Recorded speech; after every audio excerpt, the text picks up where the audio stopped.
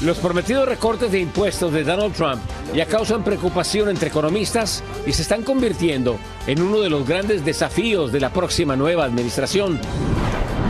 Retirarse dignamente en Estados Unidos es cada vez más difícil, especialmente para quienes no tienen documentos. Millones tienen que enfrentar la vejez sin pensión y sin apoyos.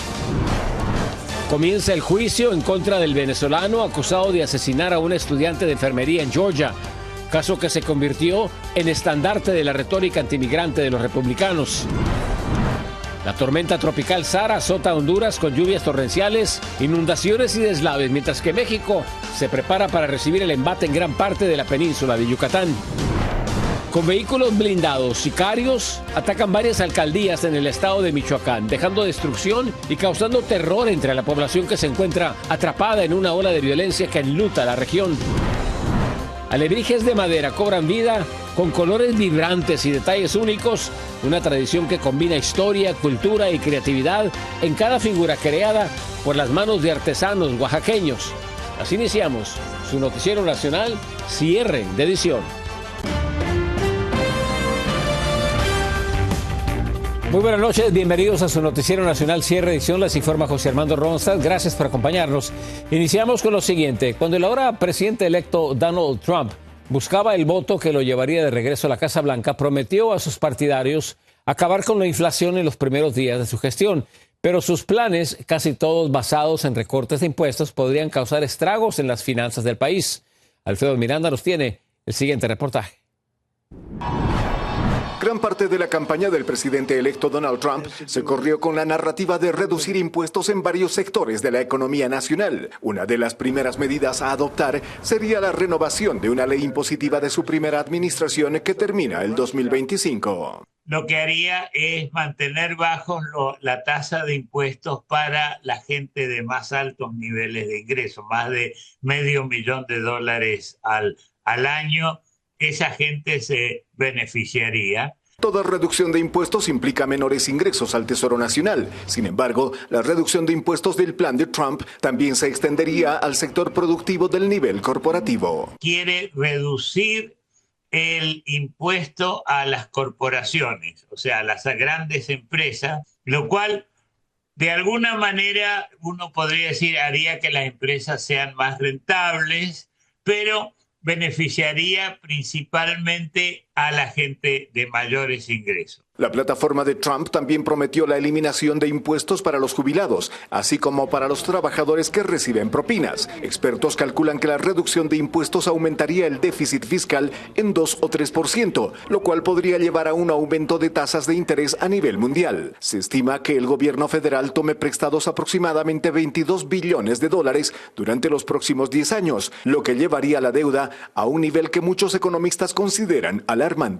Eso sería un problema muy serio porque los Estados Unidos, como la principal moneda de reserva, si empieza a gastar de más, la gente va a decir, yo le tengo desconfianza, no sé si lo puede cubrir, y los países que usan el dólar como reserva también dirían lo mismo. El presidente electo asegura que para mantener el equilibrio económico del gobierno y no se perjudique con la reducción de impuestos, asumiría medidas como la reducción de gastos del aparato estatal y la imposición de aranceles a las importaciones. El señor Trump dice que va a cortar gastos, pero los gastos que puede cortar son realmente una parte muy pequeña del presupuesto.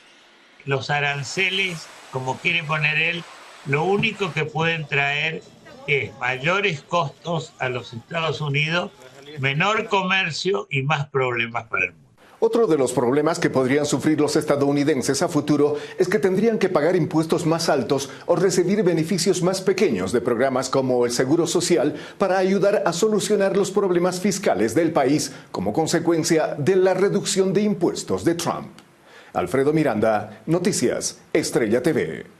Miembros en el Capitolio continúan debatiendo si el Comité de Ética del Congreso debe divulgar un comprometedor reportaje sobre Matt Gaetz, el nominado del presidente electo Donald Trump para dirigir el Departamento de Justicia de este país. I think it was Justice Brandeis who once said that sunlight is the best disinfectant in a democracy. Transparency is always the best course of action. particularly when it relates to high-ranking government officials. Gay se enfrentaba a una investigación de uso de drogas y tráfico sexual en el que se cree estuvo involucrada una menor de tan solo 17 años de edad. Legisladores de ambos partidos del Comité Judicial del Senado dijeron que quieren ver el reporte. Y el vicepresidente Mike Pence pidió respetuosamente a los senadores republicanos que rechacen la nominación de Robert F. Kennedy como secretario del Departamento de Salud y Servicios Públicos. Pence, quien no apoyó la candidatura presidencial de Donald Trump, también mencionó que no está de acuerdo con la designación de Kennedy porque apoya el acceso al aborto, postura que está en contra de los valores conservadores del partido. Y el mandatario de Argentina se convirtió en el primer líder mundial en reunirse con el presidente electo Donald Trump. Javier Milei asistió la noche de este jueves a una gala en Mar-a-Lago y espera que su buena relación con Trump ayude a su gobierno a concretar una favorable relación comercial entre ambos países. A Milei lo acompañó en Florida su hermana Karina, secretaria general de la presidencia. En Estados Unidos cada día es más difícil poder retirarse de manera digna y sin problemas económicos y la situación empeora entre quienes son indocumentados. Fernando Mejía nos tiene la siguiente información. Eduardo Ochoa tiene 80 años y ha trabajado por más de 60, pero dice que no le alcanza la pensión que recibe del gobierno y a su avanzada edad tiene que seguir trabajando. No es difícil porque te hago la lucha de trabajar. Difícil ya cuando uno no puede. La Universidad de Chicago y la Red Nacional de Jornaleros recientemente publicaron un estudio que demuestra que la pobreza entre personas mayores de 70 años ha aumentado, por lo que muchos deben de seguir trabajando. Es mucho más el gasto que el ingreso. Muy difícil para poder sobrevivir simplemente con un pago del gobierno. Tienes que trabajar. El promedio de ayuda federal económica o seguros sociales de menos de $2,000 mensuales. Este es un beneficio que todas las personas con documentos migratorios tienen. La situación se agudiza cuando los documentos migratorios no existen. Este sector inmigrante indocumentado que llega a la tercera edad, si no tiene hijos, si no tiene familiares que los asistan, pues ¿en qué les pasa? Caen en la indigencia y cada día los estamos viendo más. Situación en la que se encuentra el mexicano Miguel Robles. Después de años de trabajo, ahora sin ningún tipo de ayuda, tiene que vivir en las calles. Es muy difícil para nosotros que no tenemos documentos, porque nadie nos apoya, nadie nos ayuda. ¿Qué piensas hacer? Irme a mi tierra natal. Pero México tampoco los puede ayudar, por lo que el nuevo gobierno de Claudia Sheinbaum busca incluirlos en la pensión del gobierno federal. Yo no veo en el horizonte que con esta administración que entra o la administración que tenemos en California a nivel estatal, vayamos a avanzar en ese renglón. Según el estudio, el 70% de los indocumentados en edad de jubilarse continúan trabajando, comparado con un 19% de aquellos que reciben un tipo de ayuda y que tienen documentos migratorios. Fernando Mejía, Noticias Estrella TV. Este viernes, una fiscal, durante los argumentos iniciales del juicio contra el venezolano José Ibarra, acusado de asesinar en Georgia a la estudiante de enfermería Laken Riley, describió cómo presuntamente se preparó para matarla.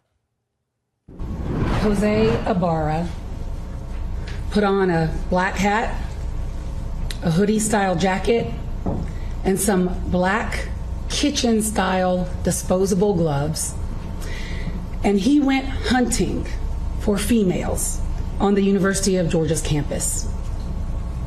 And in his hunt, he encountered 22-year-old Laken Riley. El hombre de 26 años entró de manera irregular al país en el año 2022 y el crimen fue utilizado por Donald Trump durante su campaña de la presidencia para exigir políticas fronterizas más severas. Y el hombre acusado de matar a su hija de 2 años en el 2022 al sacudirla violentamente siempre se iba a ser ejecutado. Así lo decidió la Corte Suprema del Estado de Texas. Robert Robertson, de 58 años, iba a morir por inyección letal en octubre pasado, pero una maniobra por parte de legisladores demócratas y republicanos logró atrasar la ejecución, para lo que aún no hay fecha. Mientras tanto, en Honduras, más de 30,000 personas han sido afectadas por la tormenta tropical Sara. Familias enteras están refugiadas en albergues, mientras que las comunidades cercanas al Atlántico son las más golpeadas, con inundaciones severas y poblados completamente incomunicados. Nuestra corresponsal Lilian Caballero nos tiene el siguiente reportaje. Calles convertidas en ríos, casas y puentes dañados y miles de familias afectados es lo que está dejando los efectos de la tormenta tropical Sara en Honduras. Salí con el agua a la cintura, pero sí estaba está lleno. Y todavía hay una gente ahí que no se quieren salir. El gobierno de Honduras decretó emergencia nacional. 5 departamentos están en alerta roja por 48 horas. Las autoridades solicitan a la población tomar precaución y actuar con prudencia.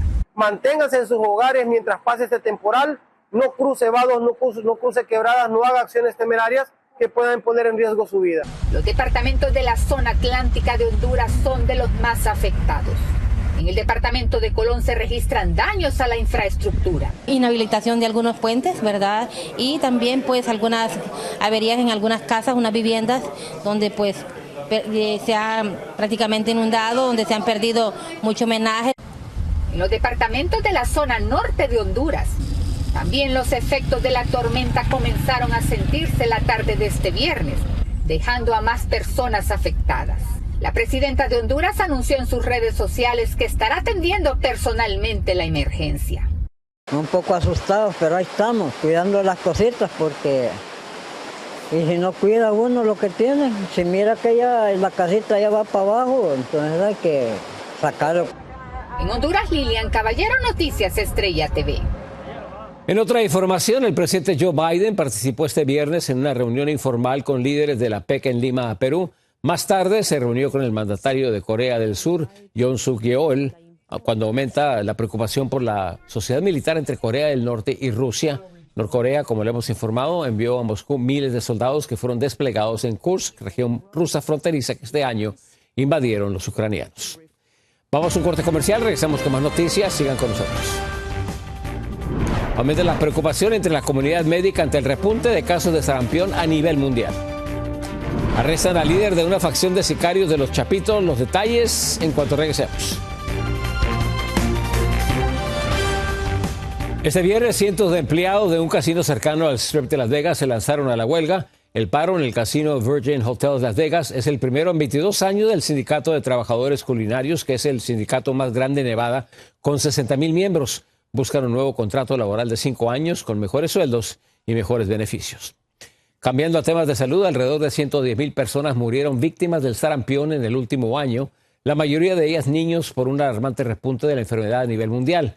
La Organización Mundial de la Salud señaló que la pandemia del COVID provocó retrocesos en la vigilancia, también en la inmunización de la afección, esto a pesar de una gran disponibilidad en todo el mundo de una vacuna segura, efectiva y barata.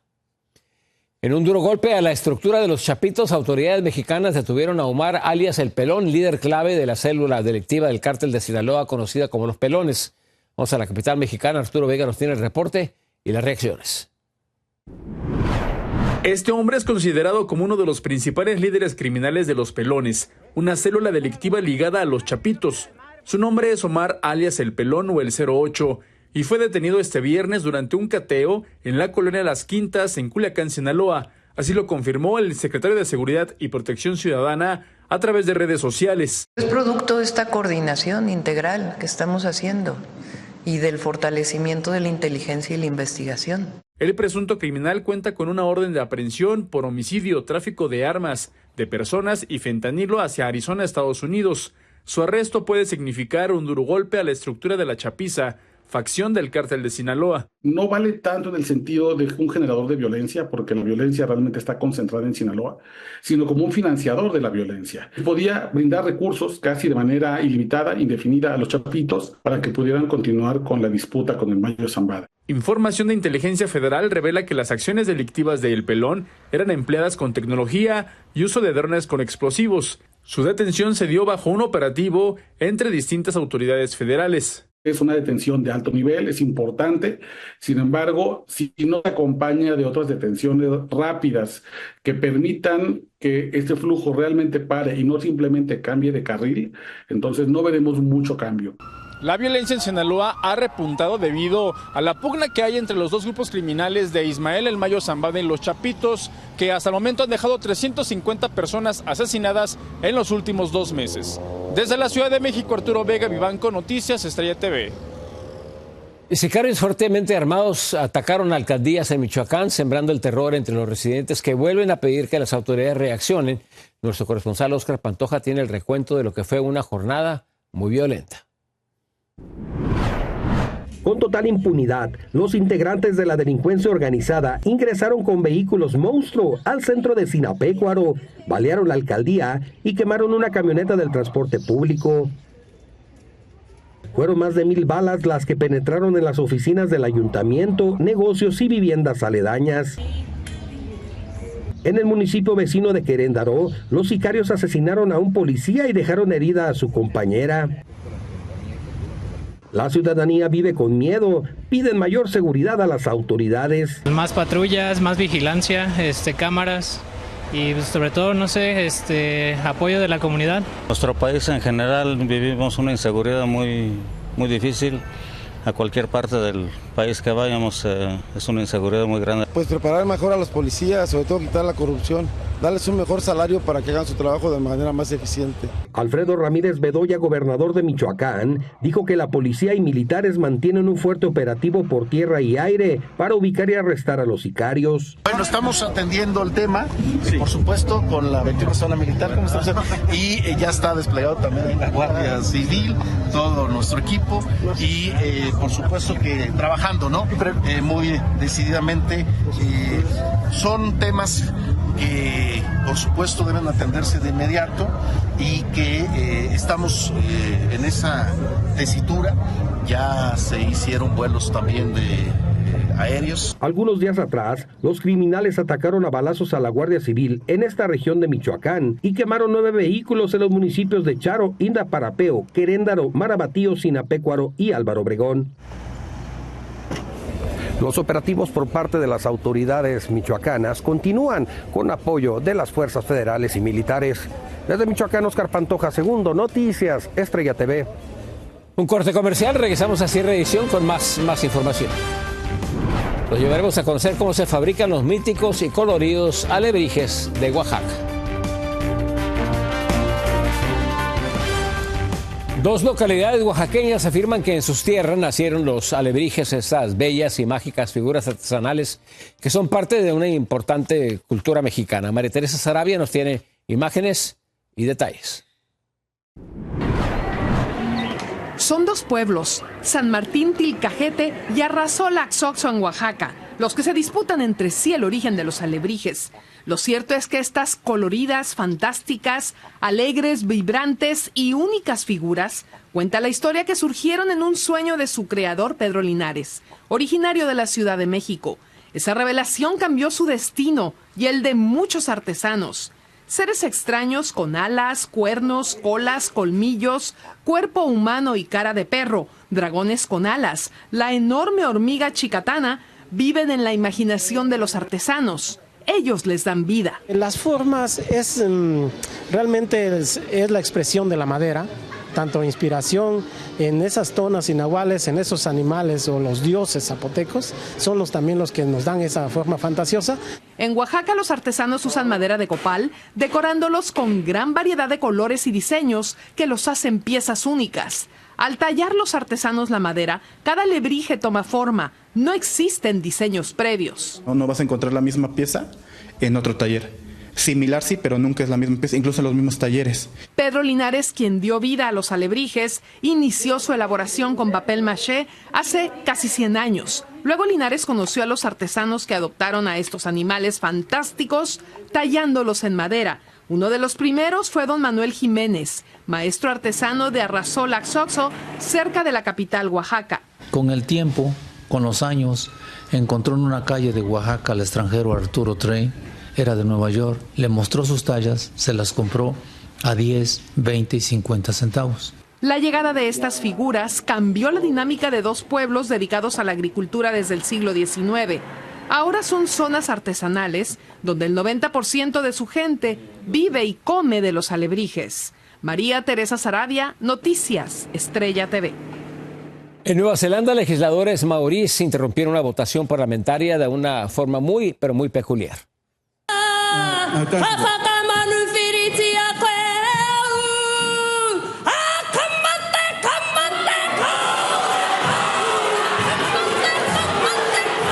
Lo hicieron con una danza ceremonial de su cultura conocida como haka, que demuestra orgullo y es caracterizada por el movimiento de manos, gestos faciales y pisoteos Los legisladores buscaban rechazar una propuesta que atentaría sobre los derechos de los indígenas neozelandeses. Y una rara tarjeta del beisbolista Babe Ruth con 91 años de antigüedad, que alguna vez costó tan solo un centavo, podría venderse en hasta $3 millones o más. La tarjeta Gaudi Babe Ruth de 1933 será puesta en la subasta de la colección de fanáticos el 21 de noviembre, pero ya desde este viernes aficionados inundaron Midtown Manhattan para darle un vistazo. Babe Ruth es sin duda alguna la más grande leyenda del béisbol profesional y jugó con ese gran equipo legendario como lo fueron los Yankees de Nueva York. Muchísimas gracias por acompañarnos, muy buenas noches, feliz fin de semana. Yo soy José Armando Ronstadt.